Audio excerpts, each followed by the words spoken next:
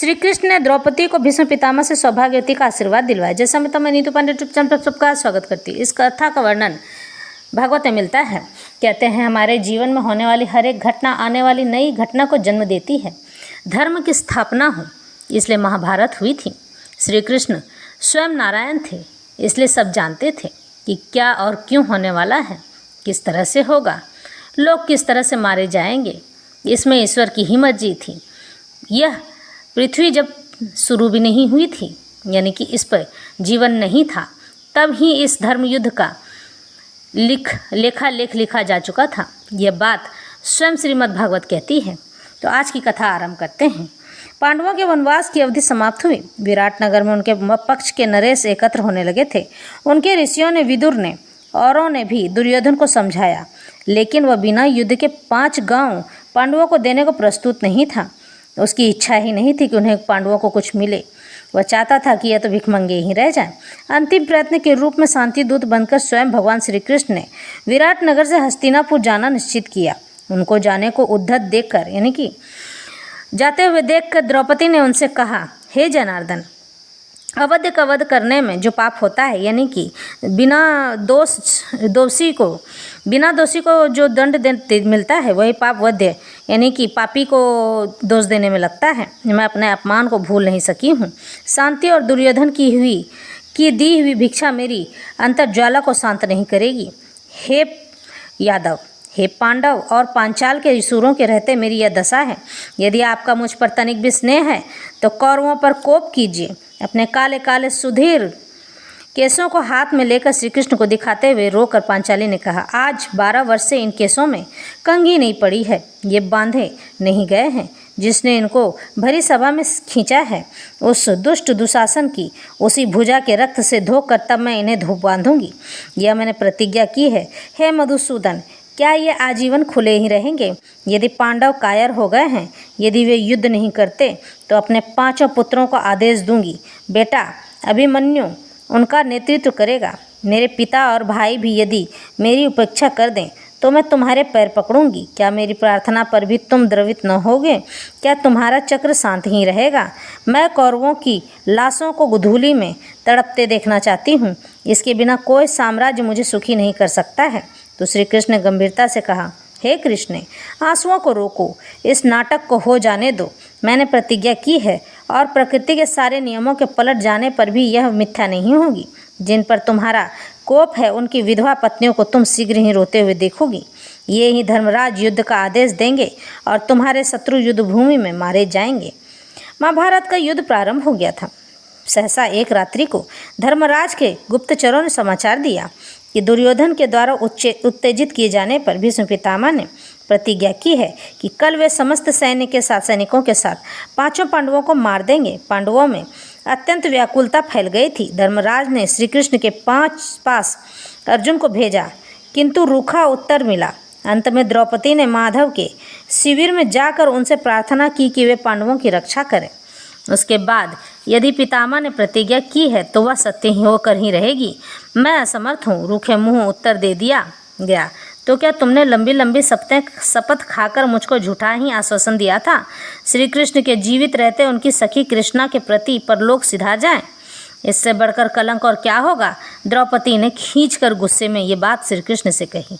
एक उपाय है कृष्ण, तुम चुपचाप मेरे पीछे पीछे चलो और भीष्म के शिविर में जाकर उनका आशीर्वाद प्राप्त कर लेना। श्री कृष्ण ने मुस्कुराते हुए कहा, मैं तो सदा ही तुम्हारे वचनों का अनुसरण करने को प्रस्तुत हूँ माधव, चलो शीघ्र। रात का 3रा प्रहर था। भगवान द्रौपदी को लेकर चले।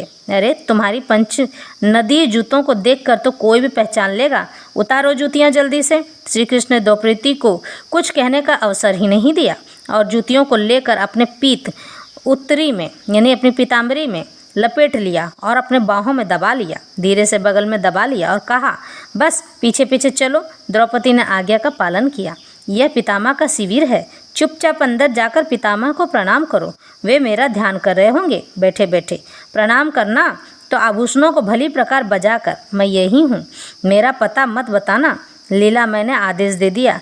पितामह के शिविर में सौभाग्यवती स्त्री, ब्राह्मण, साधु और श्री कृष्ण के निर्बाध प्रवेश की आज्ञा थी, यानी कि बिना कोई खटखटाए उनके कक्ष में जा सकता था। पितामह ध्यानस्थ बैठे थे। द्रौपदी ने जाकर पैरों पर मस्तक रखा।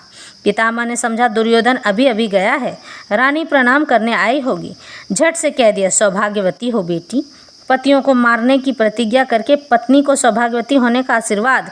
पितामह, आप तो कभी असत्य नहीं बोलते, यह कैसी विडंबना है? द्रौपदी ने पूछा।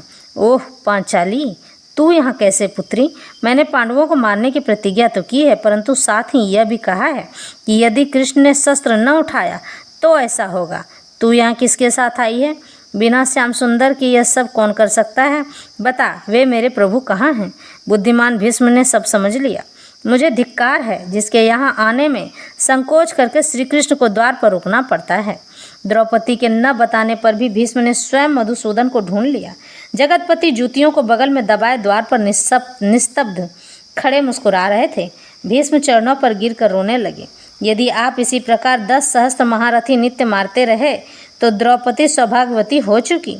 शिविर में आकर आसन तथा सत्कार ग्रहण करके केशव ने कहा, आप जो चाहते हैं वह तो होगा ही।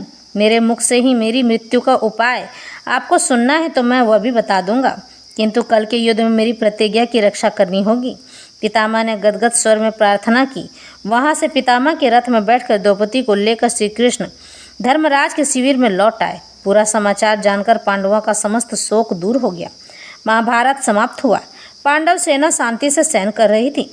श्री कृष्ण 5 पांडवों और द्रौपदी को लेकर उपलब्ध नगर वापस आ गए।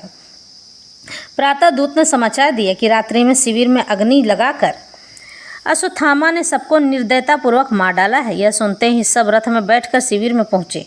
अपने मृत पुत्रों को देखकर द्रौपदी ने बड़े करुण स्वर में क्रंदन करते हुए कहा, मेरे पराक्रमी पुत्र यदि युद्ध में लड़ते हुए मारे गए होते तो मैं संतोष कर लेती।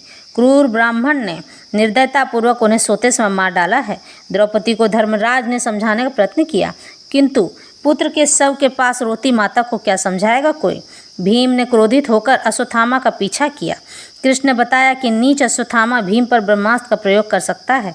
अर्जुन को लेकर वे भी पीछे पीछे रथ में बैठकर गए। अश्वत्थामा ने ब्रह्मास्त्र का प्रयोग किया।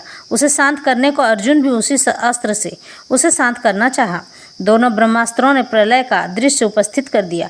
भगवान व्यास तथा देवर्षि नारद ने प्रकट होकर ब्रह्मास्त्रों को लौटा लेने का आदेश दिया। अर्जुन ने ब्रह्मास्त्र लौटा लिया। पकड़कर द्रोण पुत्र को उन्होंने बांध लिया और अपने शिविर में ले गए। अश्वत्थामा पशु की भांति बंधा हुआ था। निंदित कर्म करने से उसकी श्री नष्ट हो गई थी।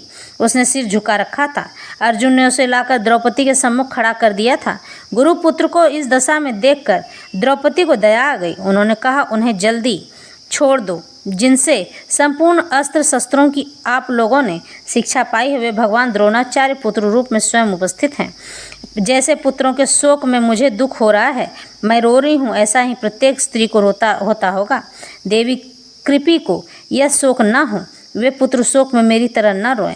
ब्राह्मण सब प्रकार पूज्य होता है, इन्हें शीघ्र छोड़ दो। ब्राह्मणों का हमारे द्वारा अनादर नहीं होना चाहिए।